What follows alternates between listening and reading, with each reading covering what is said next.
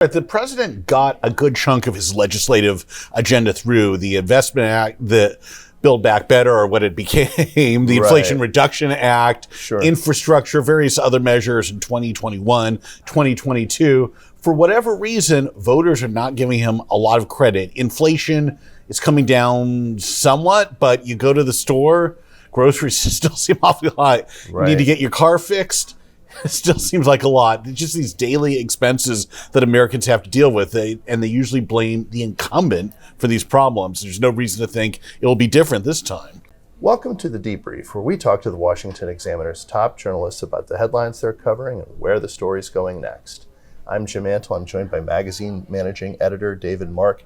David, we've seen some new polling out of the Battleground states, and the Battlegrounds are really living up to their name when they're hypothetically talking about the matchup between President Joe Biden and former President Donald Trump.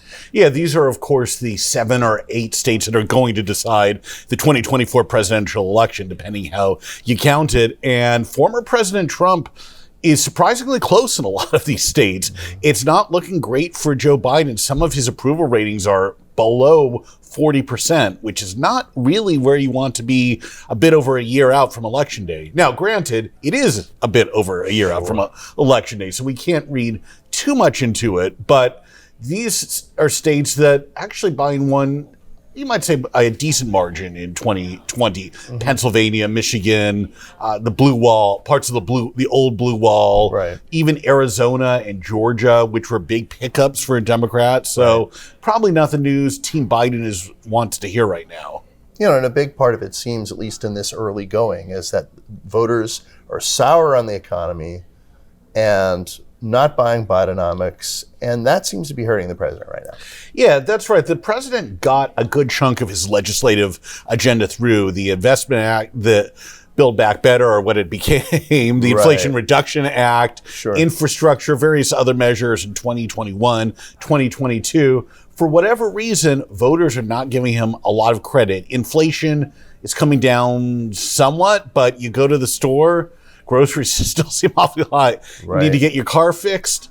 It still seems like a lot. It's just these daily expenses that Americans have to deal with, and they usually blame the incumbent for these problems. There's no reason to think it will be different this time. I mean, one that's got to really hurt a lot is in the Morning Consult poll is that they showed a small plurality, not very big, but a small plurality of voters preferring Trump's approach to infrastructure to Biden's. Trump famously had all these infrastructure weeks that yielded no legislation. Biden signed an infrastructure act into law.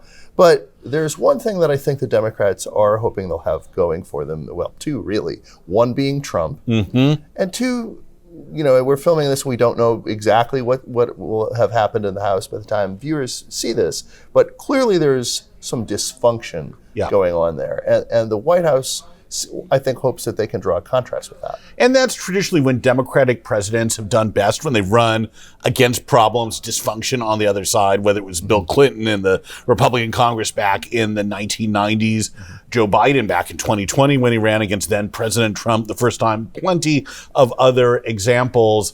And yeah, Biden also has the advantage of incumbency, and his team can micro-target the electorate in these states and really kind of tailor his travel, hand out federal goodies in places like Pennsylvania, Wisconsin, Michigan, et cetera, which White Houses have traditionally done. Whether or not that's enough remains to be seen. Basically, the Biden White House wants to make this a choice election rather than a referendum on his own performance. Basically, they don't want to talk about Joe Biden. They want to talk about presumably Donald Trump, the likely Republican nominee, and the dysfunctional Republican Congress, at least on the House side.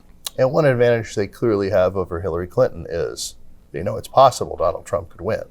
Absolutely. They're not underestimating at this time. They're taking it real seriously. And I still think they have Team Biden has a decent electoral college advantage. If they have some wiggle room, you might say some grace room, if they could just hold down that blue wall, Wisconsin, Michigan, Pennsylvania, and hold on to other states they've traditionally won, they could still lose Arizona and Georgia, which they picked up last time, or you could find other combinations. Now, easier said than done. The counter argument to that is if one or two of those start slipping away, the others are probably not going their way either. So all kinds of different configurations. But the Biden team has their work cut out for them, no doubt about it. Got a year, though, to try to straighten it out. That's right. Although Joe Biden will be a year older at that point, too. That's right, which has shown up as a problem in the poll. That's right.